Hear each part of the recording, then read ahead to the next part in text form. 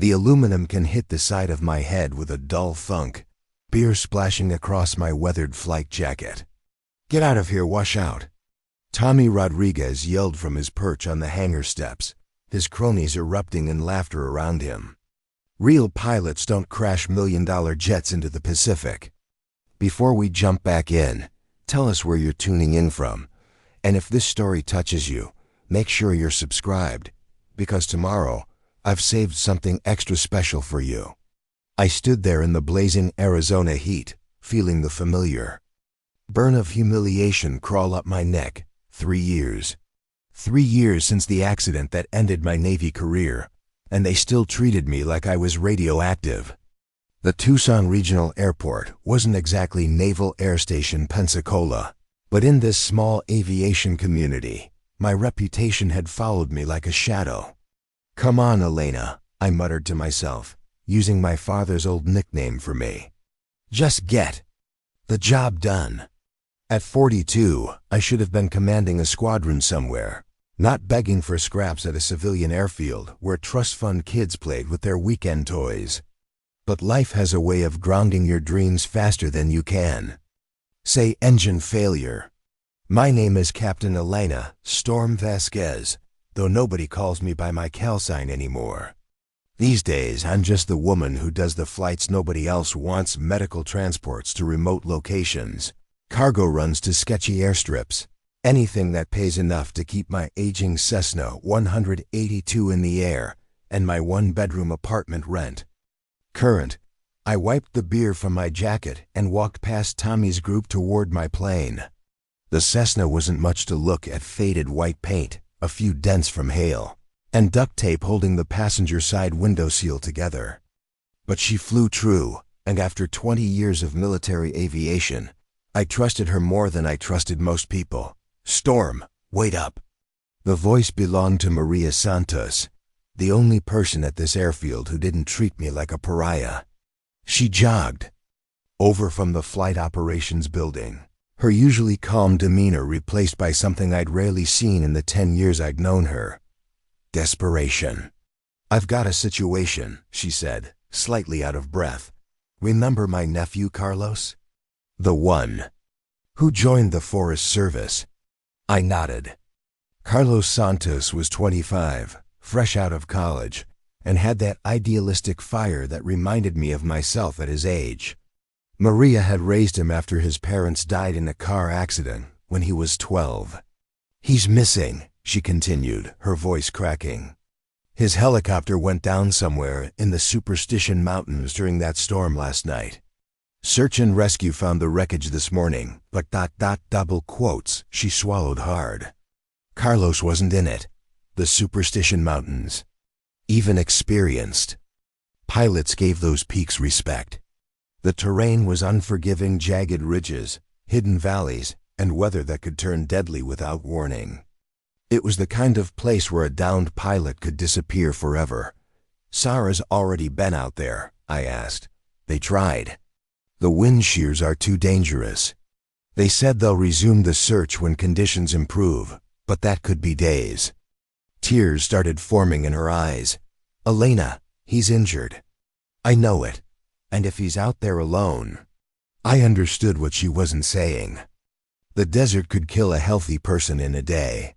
An injured person, even less time. "The Forest Service won't authorize any more flights," Maria continued. "The county sheriff says it's too risky. Even the news helicopter turned back after 20 minutes. What about Tommy's outfit?" I asked, though I already knew the answer. Maria's expression darkened. "Desert Sky Adventures?" Tommy laughed in my face. Said he doesn't risk his pretty aircraft for probable casualties. His words, not mine. I looked toward the hangar where Tommy and his crew were still holding court, their expensive aircraft gleaming in the afternoon sun. Tommy had inherited Desert Sky Adventures from his father, along with a fleet of modern helicopters and turboprop aircraft. He'd never served a day in the military, never flew a mission where someone's life depended on his skill, never had to make the hard choices that separated real aviators from weekend warriors. "Elena, Maria said, gripping my arm. I know what happened to you in the Navy wasn't your fault. That engine failure could have happened to anyone. But you're the only pilot I trust to find my boy. The accident. 3 years, 4 months, and 16 days ago, but who was counting? I'd been leading a training flight off the California coast when my FA-18 Super Hornet had suffered a catastrophic engine failure. Standard procedure was to eject, let the aircraft hit the water, and wait for rescue. But there had been a fishing boat directly in my flight path, a family with children who would have been vaporized if 30 tons of jet fighter had slammed into them at 400 knots. So I'd stayed with the aircraft, nursing it past the boat before ejecting at the last possible second. The family lived. I spent 2 days in the hospital and 6 months in physical therapy. The Navy called it heroic. The media called it reckless endangerment. The investigation found no fault with my decision, but somehow the whispers followed me anyway. She's unstable. Too much of a cowboy. Can't follow orders. The irony was that I'd followed my training perfectly. Save civilian lives at all costs. But in today's risk-averse military, heroism looked a lot like insubordination to the bean counters. The weather's still pretty rough up there, I said, studying the mountain peaks visible in the distance. Dark clouds clung to the higher elevations, and even from 30 miles away, I could see the occasional flash of lightning. I know, Maria said quietly, but you're the only pilot who ever flew combat missions in weather like this. Tommy and his boys are fair weather flyers. You're not. She was right. I'd flown close air support missions in Afghanistan during sandstorms that would ground commercial aviation for a week. I'd landed on aircraft carriers in 30-foot seas. I'd threaded the needle through mountain passes in Iraq with SAMs lighting up the sky around me. But that was then. These days I was persona non grata in the aviation community, scraping by on the margins while guys like Tommy collected fat contracts and easy missions. What's the pay? I asked, and immediately regretted the mercenary sound of it. Maria's face fell slightly. Elena, I don't have much. Carlos is all I have left, and what I've saved up for his medical bills. I'll give you everything. I held up a hand.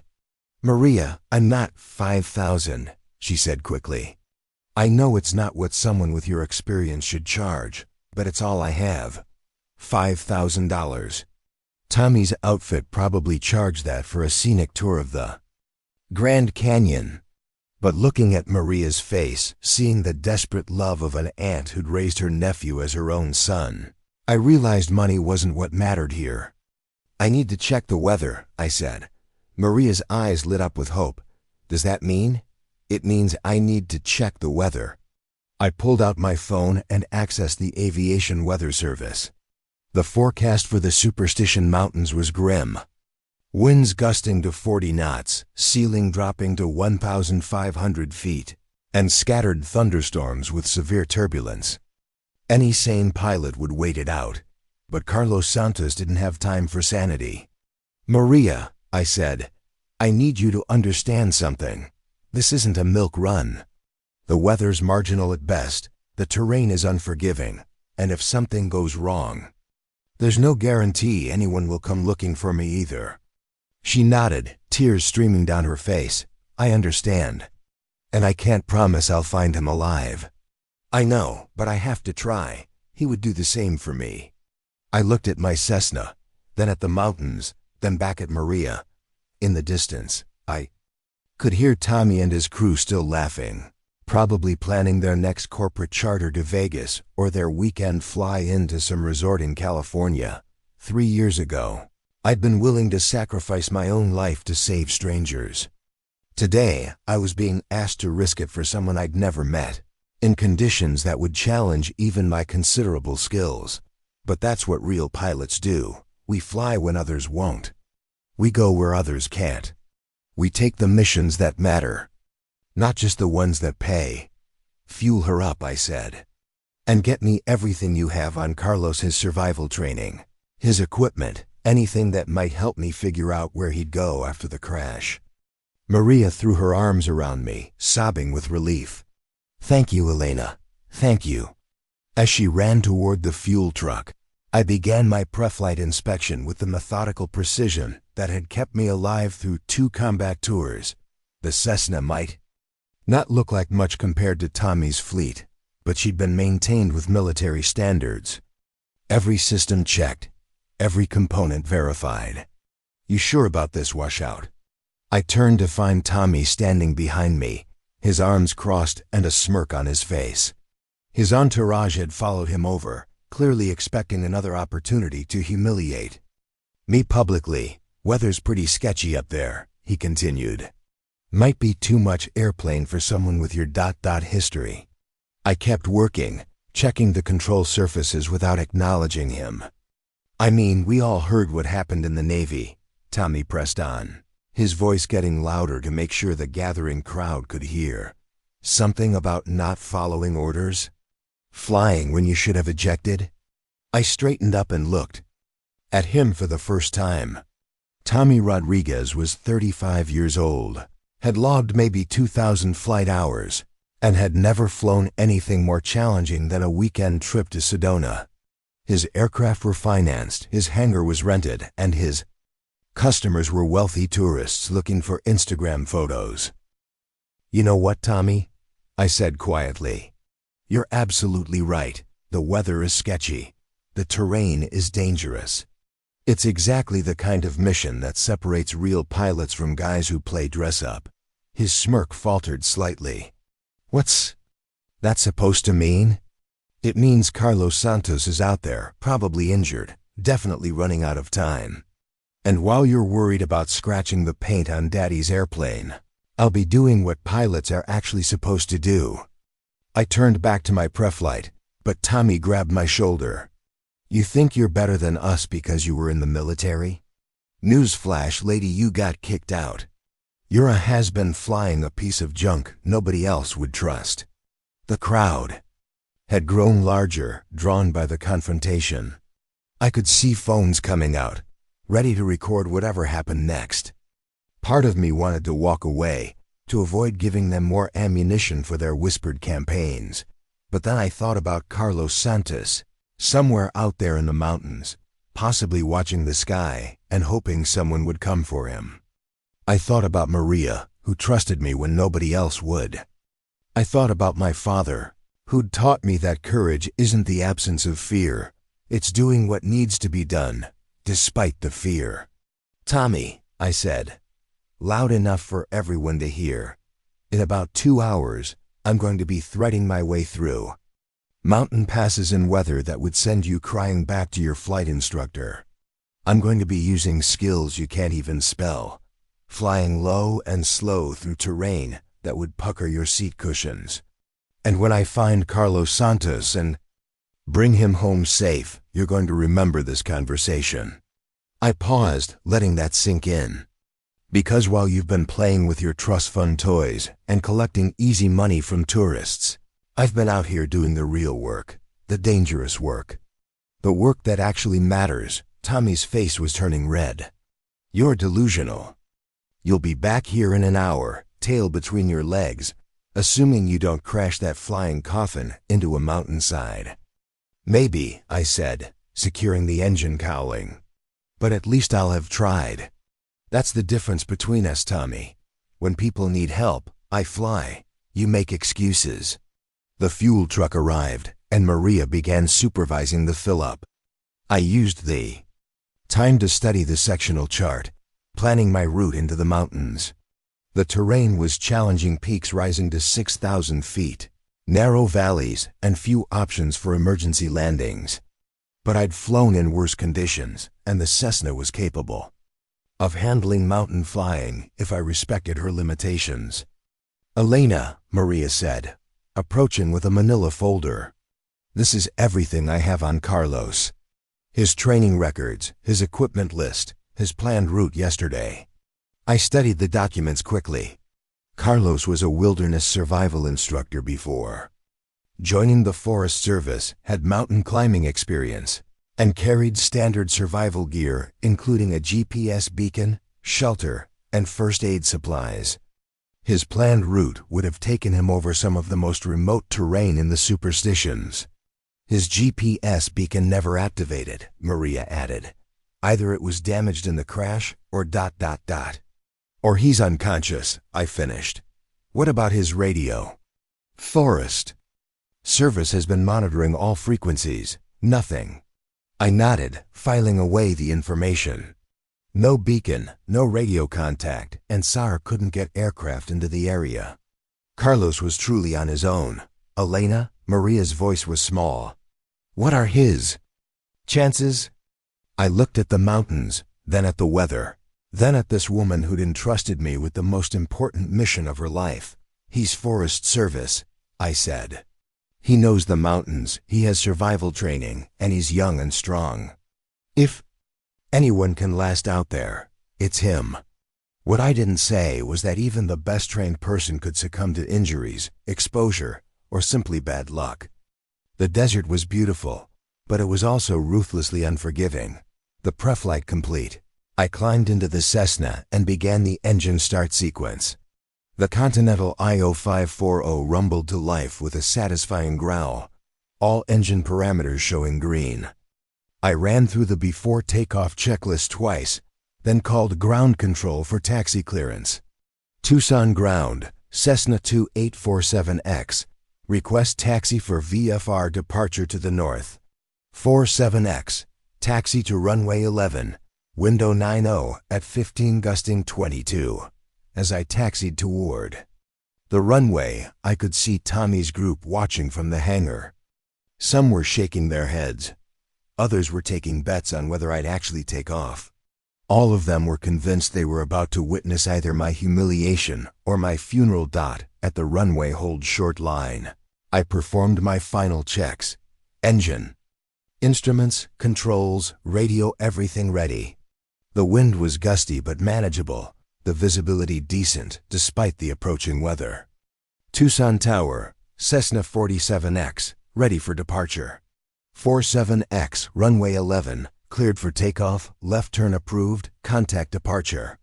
I lined up on the center line and pushed the throttle forward. The Cessna accelerated smoothly, and at 60 knots, I pulled back on the yoke. We lifted off into the turbulent afternoon air, climbing toward the mountains that held my target. As Tucson fell behind me, I thought about the chain of events that had brought me to this moment. 3 years ago, I'd been a decorated naval aviator with a bright future. Today, I was an outcast flying a desperate search mission that everyone else had deemed too dangerous, but maybe that's exactly where I belonged. Maybe the margins were where real pilots proved themselves, where the missions that truly mattered got flown by people who understood that some things were worth risking everything for. The mountains loomed ahead, dark and forbidding under the storm clouds. Somewhere in that wilderness, Carlos Santos was waiting for someone to come for him. Everyone else had given up. The professionals had declared it too risky. The well-equipped outfits had refused the mission. That left me, the washout. The has-been. The pilot nobody trusted anymore. Perfect. I keyed the radio one more time. Tucson approach, 47X is proceeding to the north. Request flight following. 47X, radar contact, altimeter 29.92. Report any changes in flight conditions. 47X Wilco. The first mountain ridge was coming up fast, and I could see the wall of turbulence ahead. This was the point of no return. Once I committed to this course, there would be no turning back until I found Carlos or exhausted my fuel trying. I thought about my father, who'd flown B-52s over Vietnam and taught me that aviation was about more than just moving through the air. It was about accepting responsibility, taking calculated risks, and never abandoning someone who needed help. I thought about the accident that had ended my Navy career, and the choice I'd made to risk everything, to save strangers. The same choice I was making now for a young man I'd never met. And I thought about Tommy and his crew back at the airfield. safe in their hangars, counting their money and congratulating themselves on their wisdom. They'd never understand that. Some missions can't be measured in dollars and cents, or evaluated purely by risk-to-benefit ratios. Some missions you fly because flying them is what separates pilots from passengers, heroes from bystanders, the people who answer the call from those who make excuses. The turbulence hit like a freight train, throwing the Cessna around like a toy, but I held her steady, trimmed for the conditions, and pressed on into the mountains. Carlos Santos was out there somewhere, and I was going to find him. 2 hours later, I spotted the reflection of sunlight off twisted metal in a narrow valley. Between two ridges, the helicopter wreckage was scattered across a small clearing, but there was no sign of Carlos. I circled lower, fighting downdrafts and wind shears, until I saw him, a small figure in Forest Service green, waving frantically from a rocky outcrop. A quarter-mile from the crash site, he was alive. Landing in that terrain was impossible, but I managed to find a relatively flat area about a mile away where I could get the Cessna down safely. Carlos met me there 30 minutes later, limping but mobile, with a dislocated shoulder and some cuts but otherwise intact. "I knew someone would come," he said as I helped him into the aircraft. "Aunt Maria always said you never leave anyone behind." The flight back to Tucson was routine compared to the inbound journey. Carlos was quiet, probably processing his ordeal, while I focused on getting him to medical attention as quickly as possible. As we approached the airport, I could see an ambulance waiting on the ramp, along with Maria and what looked like half the airfield. Word had gotten out that the washout had actually pulled it off. After landing and shutting down, I helped Carlos to the ambulance while Maria sobbed with relief and gratitude. The paramedics confirmed what I'd suspected: dislocated shoulder, dehydration, some minor lacerations, but nothing life-threatening. "Elena," Carlos said as they loaded him into the ambulance, "thank you. I don't know how you found me in that weather, but thank you." "That's what pilots do," I said simply. As the ambulance pulled away, I found myself surrounded by the same people who'd been mocking me a few hours earlier. But their expressions had changed. The sneers were gone, replaced by something I hadn't seen in 3 years: respect. Tommy approached last, his swagger notably absent. That was some flying," he said quietly. "I couldn't have done it." I looked at him for a moment, then at his expensive aircraft sitting in their climate-controlled hangar, then back at my beat-up Cessna with her faded paint and duct-taped window. "You're right," I said. "You couldn't have." I started walking toward my plane to secure it for the night, but Tommy called out, "Elena, we've got some contracts coming up, some challenging missions. Could use a pilot with your experience." I paused without turning around. "Tommy, I've been flying challenging missions while you were learning to taxi. I don't need your permission to do what I've always done." But as I tied down the Cessna, I couldn't help smiling. Not because Tommy had finally acknowledged my abilities, but because I'd remembered something important about myself. I was Captain Elena Storm Vasquez. I flew when others wouldn't. I went where others couldn't. And when someone needed help, I answered the call. The accident 3 years ago hadn't changed that. The whispers and doubts hadn't changed that. Being grounded from the Navy hadn't changed that. Some things, I realized, can't be taken away by bureaucrats or bullies or bad luck. Some things are part of who you are, burned into your soul by years of training and a lifetime of choosing courage over comfort. As I walked toward my truck, Maria intercepted me with an envelope. "Your payment," she said. I started to wave it off, but she pressed it into my hands. "Elena, you gave me back my nephew, my family. There's no amount of money that could repay that, but please take this." I opened the envelope and found not $5,000, but a check for $50,000. "Maria, this is the reward money," she explained. The Forest Service had posted it for information leading to Carlos's recovery. "You didn't just find him, you saved his life." I stared at the check, then at Maria, then back at the check. $50,000.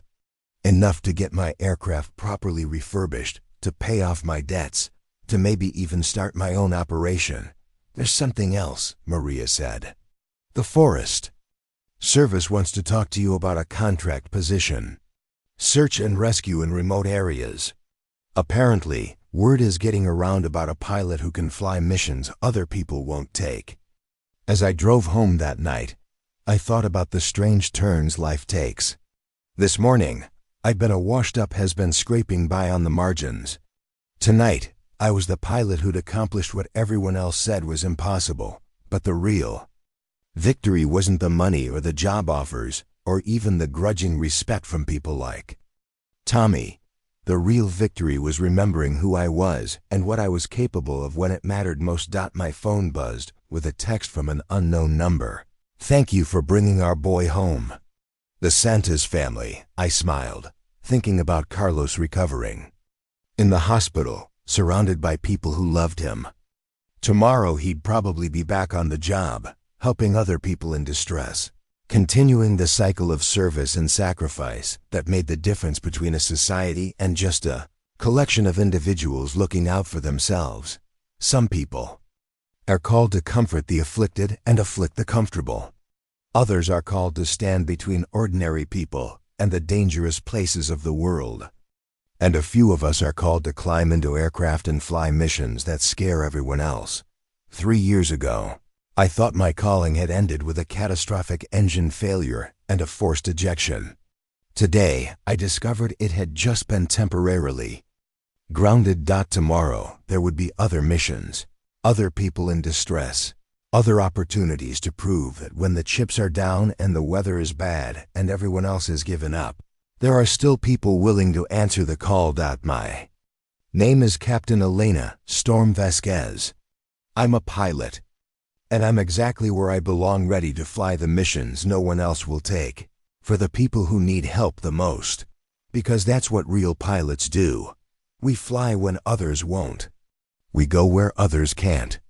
And we never, ever leave anyone behind.